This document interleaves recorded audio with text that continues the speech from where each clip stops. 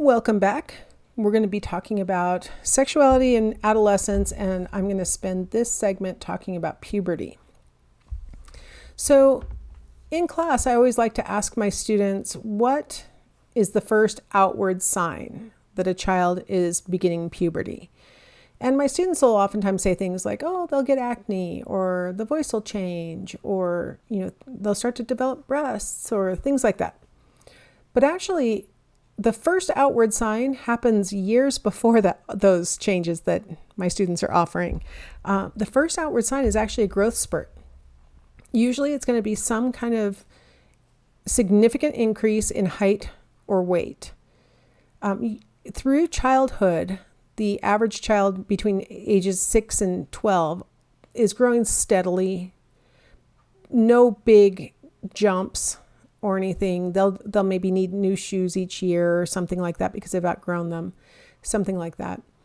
Suddenly, with the growth spurt that precedes puberty, there'll be this jump in height or this jump in weight. For some kids, the height comes first, and so they get really long and gangly and really, thin, and their legs look really long. For other kids, they'll bulk up on weight first, and then they grow after that. And both patterns are completely normal and determined by genes. It's just some kids do height first and some kids do weight first. On average, the growth spurt will happen for girls, or it'll begin around 10.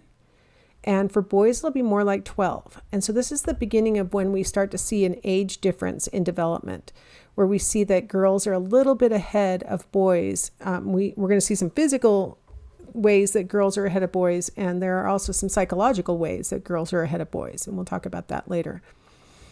So around 10 for girls and 12 for boys, you'll see this sudden increase in size. Something that parents and adults who are involved with children need to be really aware of is that when a child starts to approach about 5 feet tall and about 100 pounds, they're in puberty, and it's time to start thinking about, for girls especially, informing them about things that are going to be happening so that they're not surprised by the onset of their first period, for example. Make sure that you have the proper supplies in the house and that she starts carrying them in her backpack and things like that, because it can happen anytime. Now, of course, this isn't perfect.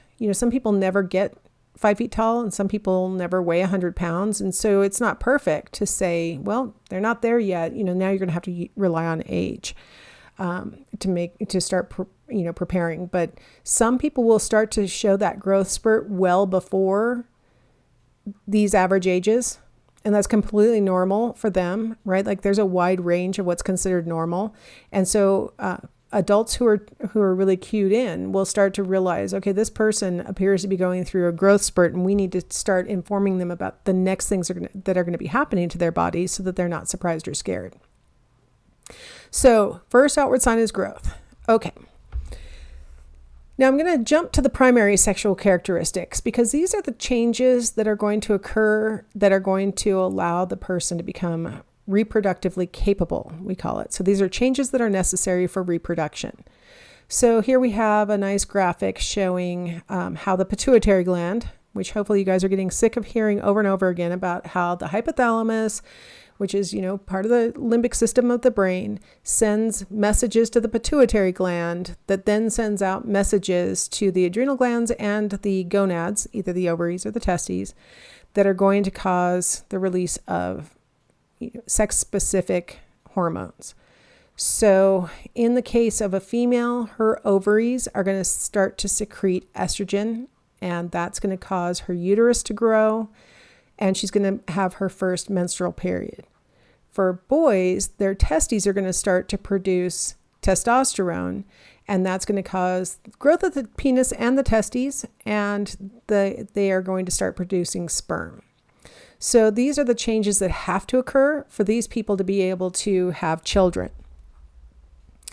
Now, there is what we call a secular trend in the age of menarche, menarche is the term that we use for the first menstrual period. So here we have a nice zoom in, and we see, our year of the study is 1970, 80, 90, and 2000. And you see on the right-hand side the different color coding for the different countries. Really dramatic straight line there for Spain, isn't it? It's like just a completely straight line for Spain. At least the other countries have a little bit of up and a little bit of down.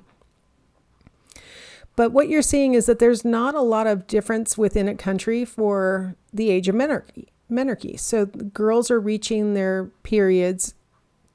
Well, I was going to say today, but that's, we end in 2000 in this graph. But I will tell you today too.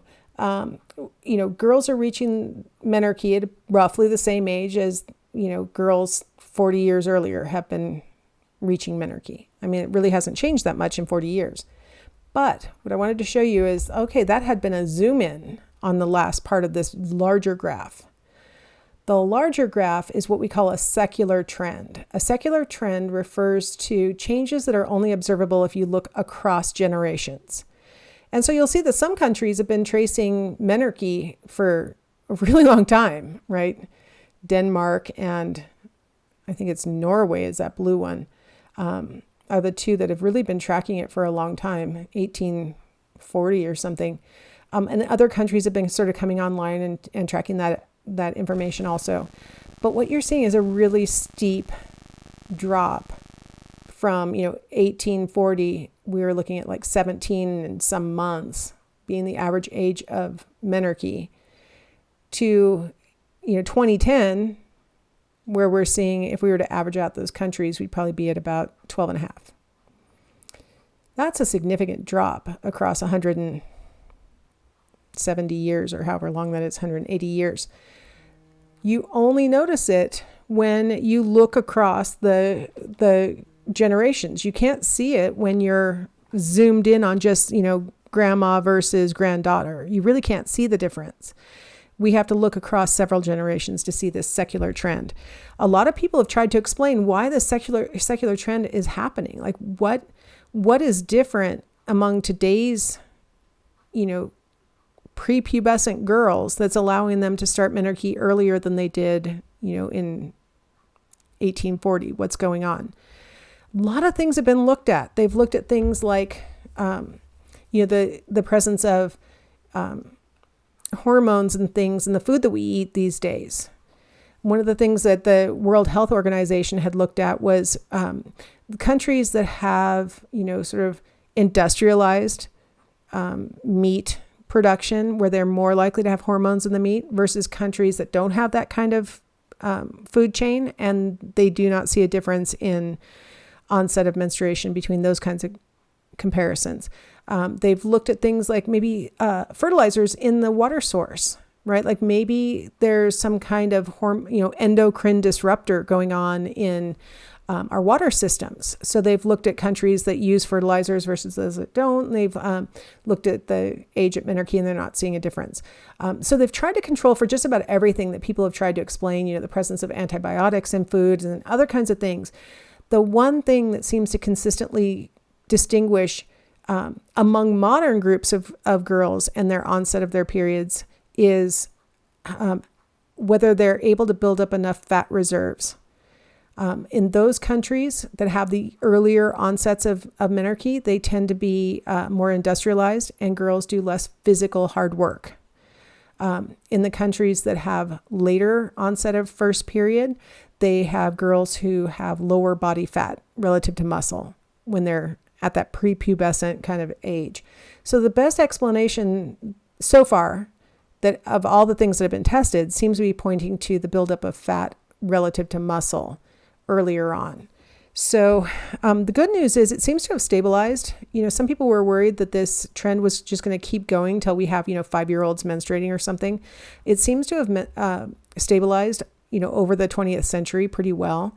And so as economies have gotten industrialized, they seem to plateau off at about 12 and a half. So menarche is defined as the first menstrual period. The average age in the U.S. is about 12 and a half.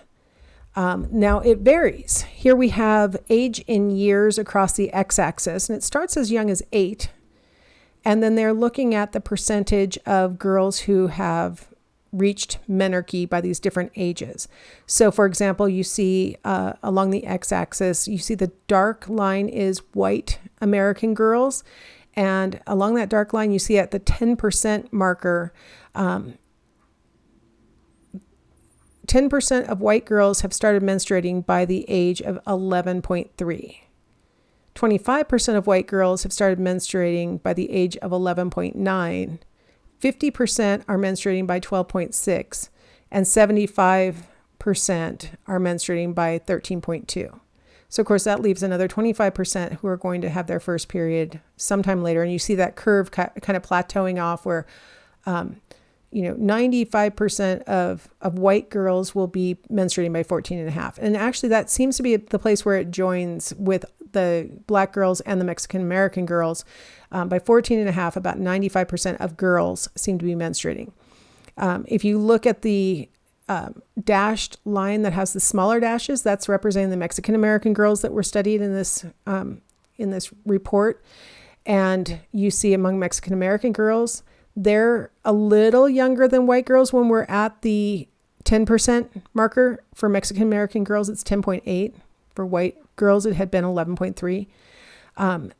And so you see a little bit like more Mexican American girls are menstruating at all ages than white girls until we get up to about 14 and a half. And then if you look at the farthest left line, which is the largest dashed line, that's Black girls in the U.S. And you see, just more girls menstruating at each age. So to get to 10% of girls who are menstruating among Black girls, it's 10 and a half years. So they're the youngest onset group is Black American girls, and the oldest onset group is the white American girls. So you see, but these curves are very similar. So there's, like very rarely do you have a girl of any race who's menstruating at less than 8.5. Very rarely do you have a girl whose onset starts sometime after, 14 and a half. And then you see these slight differences, and you'll notice it's just months really for, once we get up to the 25%, it's just a few months difference between the races. So what we're looking at is really the earliest onset might differ by race. Usually menarche involves menstrual periods, but not necessarily ovulation. So it's not like, the first year of menstruation, it's not like very likely that a girl could become pregnant, but all menstruating women should consider themselves fertile.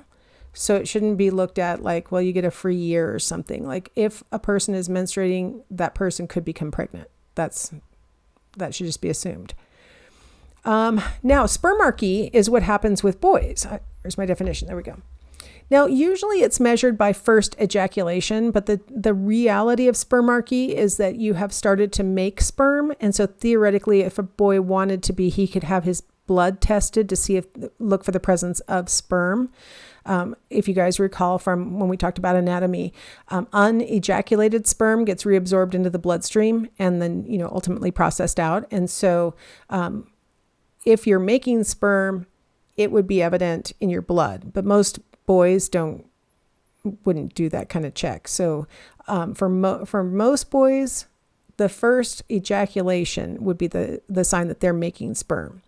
And here we have, again, this is a zoom in, of just the most recent years, and it ends in 2012. And so when we see that there's not much variation going on with the average age of spermarchy, we see, well, we'd have to look across generations. And, with girls, it's a little bit easier to ask how old were you when you had your first period? That's kind of a dramatic thing that most girls remember, and it's important and everybody knows about it.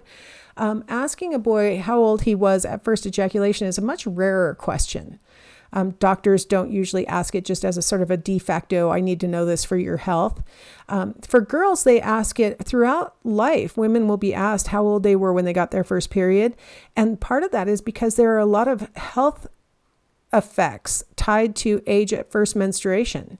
There are higher rates of breast cancer among women who start menstruating significantly earlier. It also gives you information about fertility because women who start menstruating earlier tend to also reach menopause earlier and things like that. So it's kind of a relevant question for a lot of things having to do with female health, whereas first ejaculation is not tied to anything, and it might not be tied because we haven't been asking the question. But it could be that literally it doesn't really matter as much for males, and so they really don't keep track of it very well. The average age seems to be about 13 and a half. So here we are with girls, reaching this physical maturation milestone about a year earlier than boys do. Now, a lot of times boys don't even know when their first ejaculation occurred because it might have arrived in what's called a nocturnal emission, or what normal people call a wet dream. And so a lot of times boys will have their first ejaculation and think that maybe they wet the bed or something. They're not really sure what happened. And that might contribute again to why we don't have, really great research on how the average age of first ejaculation may have changed over time. My guess is if boys are roughly a year older than girls today when they reach spermarchy, relative to menarche, I'm going to just guess that probably historically boys have been about a year older than girls when they've reached spermarchy. Like, it seems like a safe guess to assume that the same factors that have contributed to earlier menarche for girls have probably contributed to earlier spermarchy for boys. It just seems like a logical assumption. I can't say for sure, but I feel confident saying it. Okay, so those are the primary sexual characteristics. Let's talk a little bit about the secondary sexual characteristics, which are non-reproductive traits that signal physical maturity. So these are things that are observable from the outside. I mean, you wouldn't necessarily have any way of knowing whether a girl has reached menarche or a boy has reached spermarchy, right? Like, how would you know that? You'd have to ask. Can you imagine if there were no outward secondary sexual characteristic signs? And so you'd have to approach individuals one after another saying, have you menstruated yet? Have you ejaculated yet? I mean, can you imagine? That's the world's worst introductory statement for potential mating, right? I mean, it's just crazy. So no, thank goodness nature provided us with outward signs of physical maturity that, even if these people were to have clothes on, you would be able to tell that these are mature people who probably are reproductively capable. So for women, I'm sorry, I thought I was going to say something else. Okay, before I get to women alone, pediatricians rely on the onset of some secondary sex characteristics to help them to predict what stage a prepubescent boy or girl might be in with regard to the onset of puberty. And so they'll look for the development of pubic hair, usually when you're about at the second row of pubic hair development. And in the case of the female, the breast changes that involve the areola changing in size and the addition of papilla on the nipple. Once those things are present, it's not going to be long before sperm is produced and menarche occurs. So those are really the arrival of these very early secondary sex characteristics can help predict the onset of the primary sexual characteristics. Whoops, my animations are messed up. Let's talk about women for a second. So in the female, the biggest signs of sexual maturity are the development of breasts and the widening of the hips, right? And so a lot of people think that maybe those changes have something to do with reproductive capability. So, for example, they might think that breasts are tied to the ability to feed a baby. As I've told you guys before in the anatomy chapter, breast size is determined by how much fat is deposited around the breast tissue. The ability to feed a baby is determined by the presence of that breast tissue, and hormonal patterns and other things that have nothing to do with the size of the breasts. Hips are in large part determined. The width of the hips is determined by depositing fat around the pelvic region, on the butt and on the thighs and around on the pelvis. What you've got here on the right-hand side is a picture of what actually matters for childbirth, which is the shape of the opening of the pelvis itself. So they marked it in that second column and called it the inlet. I think that's called the outlet. Anyway, I didn't make the chart. What they're showing is different ratios of the height to the width of that opening. And what's really important to note is when a baby's head is passing through that pelvic opening, the baby's head, for one thing, collapses down, but for the other thing is going to have an easier time going out of, an opening that is, both wider and taller, right? They call the anthropoid, which is the third row, the green labeled row, sort of the one that enabled human heads to pass, right? Where you have sort of a rounder opening. But the thing is, that opening size has nothing really to do with how the pelvis looks like from the outside. So you'll notice on the column labeled mid pelvis, you're looking from the front at what the pelvis looks like. And this will determine how wide the hips look, right? So you'll notice that the blue row, the android, is a narrower hip structure than the platypoloid, the purple row, or from the anthropoid, the green row. That's going to give a narrower appearance to the legs, right? Your legs will be straighter down from your hips if you have that blue row design of the hips. But you'll notice the pelvis, those pelvic bones that are like the little antler shape coming out of the top, look relatively the same. It's really just how tilted together or apart the lower part is, that is associated with the the shape of the pelvic region. Well, I'm belaboring this to death because I just really want to illustrate that what's going on inside may not be represented very well from the outside. So a lot of people think, oh, the hips widen when you reach puberty and give you, I've heard the phrase, baby bearing hips, right? Like that's a sign that that's a person who could birth a baby. You can't tell from the outside whether a person's pelvis is designed for birthing a baby or not. The good news is almost everybody's is. But you can't tell from the outside. What you're seeing from the outside is really those pelvic bones and then fat laid down around the muscles that go down the legs and, onto the butt and things like that. That's what makes the hips wider than the waist. So it's kind of weird that we use this secondary sexual characteristic of hip width as a cue to like attractiveness. So I wanted to talk to you guys a little bit about this study. So they made these pictures and showed them to heterosexual men who judged them for attractiveness. So now on the left side, that group has a waist to hip ratio that is what calculates out as 0.7. So that means that the circumference of their waist is 1/7. Is 70% of the circumference of their hips. So they have like a 24-inch waist and 36-inch hips or something like that, right? So their waist is 7/10 the size of their hips. On the right-hand side, their waist is 9/10 the size of their hips. So you see the waist doesn't really per se narrow on the 3 on the right side. And then they had one other variable that they controlled, which was breast size. The ones on the left for each group had what they characterize as medium-sized breasts. The ones in the middle of each group had the small-sized breasts, and the ones on the right-hand side in each group had the large-sized breasts. This is a really interesting study. They did eye tracking to see where men were looking when they first saw each picture, and did a bunch of other control things that were kind of interesting. But I just wanted to report on what their major findings were. It turned out that where they looked didn't matter that much for how they rated the attractiveness of the female that they were looking at. It turns out that breast size didn't matter for how attractive they viewed that female to be.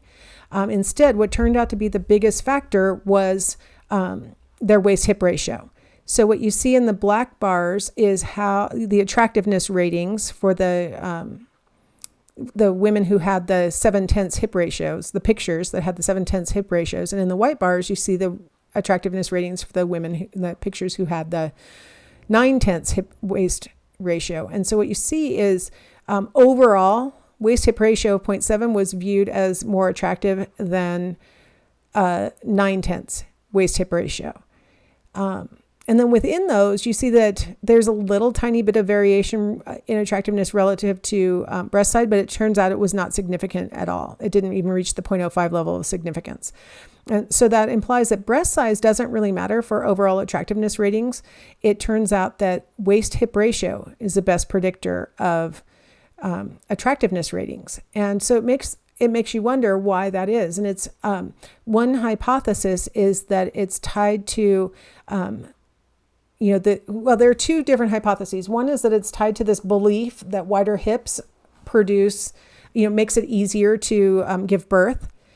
The other hypothesis is that having fat laid down in that, hip region is associated with having had access to excess resources during development, and so that you were able to lay down fat on that particular area. And some recent research has shown that babies born to moms who have that kind of fat tend to have higher IQs than babies who are born to moms who have less of that fat. So it might be really unconscious signaling that might be indicating that, a woman who has more fat around the hips is more attractive, in part because of their fertility and their ability to reproduce and stuff like that. Anyway, that was a long drawn out example of how the secondary sex characteristics of the female are cues to fertility and stuff like that. Now, for the male, I wanted to talk a little bit about how basically all those changes that males go through, their shoulders get broader, their Adam's apple protrudes, they get facial hair, they might start to get greasy skin and or acne. All of these are signs of testosterone. All of these changes are indicative that they're exposed to testosterone. All the things that happen in females, let's look at this picture again. All those characteristics that she's displaying are evidence that she's not being exposed to testosterone, that this fake thing that they drew for the purposes of the study, she's not being exposed to testosterone. She doesn't have the thicker skin. She doesn't have acne. Her shoulders are narrow relative to her hips. Compared to the male whose shoulders are wide compared to his hips. He has more muscle mass than fat mass.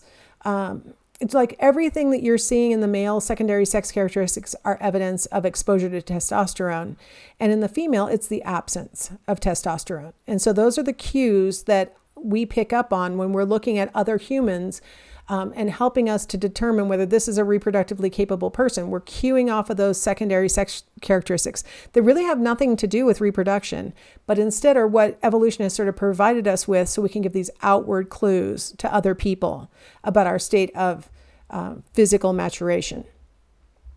So what you're seeing in this picture on the right-hand side, by the way, is there's that hypothalamus at the top, and then see the little gray they kind of look like testicles. That's the anterior pituitary, and that's sending out the luteinizing hormone and the follicle stimulating hormone out to the testicles, which then produce sperm and then also release a bunch of testosterone that then have these changes to the body that are stereotypically masculinizing changes to the body. All right, so that's what's going on at puberty. Let's go ahead and take a break here, and we will come back in the next segment and we'll talk about some sexual behavior having to do with puberty and beyond.